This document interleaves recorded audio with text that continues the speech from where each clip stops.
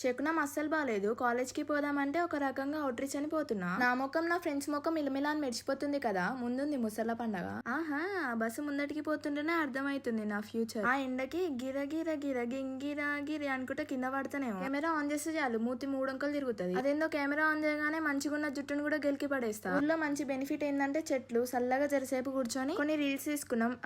అయ్యయ్యో పడ్డవా కింద పడ్డవా ఏదేమైనా గానీ కింద పడి మూతి పళ్ళు రాలినా ఏం కాదు. రీల్స్ మాత్రం తీసుకోవాలి, అదే నా సాడిజం. దీని అమ్మ ఎండలో పులుసు కారిపోయింది. ఊళ్ళోకి పోతున్నాం కదా, ఎలాగో రీల్స్ తీసుకోవచ్చు అని లాంగ్ ఫ్రాక్ వేసుకున్నా. ఒళ్ళంతా చిట్ట చిట్ట అనడం స్టార్ట్ అయిందిగా. అంతా ఉడకపోసినప్పుడు ఇలాంటి డ్రెస్ ఎందుకు వేసుకోవాలని అంటారు కదా మీరు. హెచ్చులు అన్ని హెచ్చులకే. మరి first time Anurag nursing campus కి పోయినా నేను. ఇక బస్ దిగగానే ఫస్ట్ తిండి ముఖ్యం తెలుసుగా. మళ్ళా ఉన్న బద్దకానికి బాక్స్ తీసుకోపోలేదు. మా డాడీకి బొక్క. ఈ డాడీకి ఎందుకు బొక్క అనుకుంటున్నారా? మరి మన మనీ ప్లాంట్ అయినా కదేటి. ఇక ప్రశాంతంగా తినేసి వైవాకి అడిగిన క్వశ్చన్ కాకుండా వచ్చిన ఆన్సర్ చెప్పి వచ్చేసా. నా ఆన్సర్ అయితే కరెక్టే, క్వశ్చన్ తప్పుంది. బస్ లో బాయ్స్ వెనకాల కూర్చొని అల్లరి చేస్తున్నారని మమ్మల్ని అంటే గర్ల్స్ ని వెనకాల పంపించేసిరు. గిన్నె సప్పుడు రాకుండా పిల్లి పాలు లాగినట్టు ఫ్యాకల్టీకి తెలియకుండా ఫుల్ గా డాన్స్ వేసినాం వెనకాల కూర్చొని. నాకు తెలిసి పిక్చర్లు కూడా ఇంత గలీజ్ గా వేయరనుకుంటా.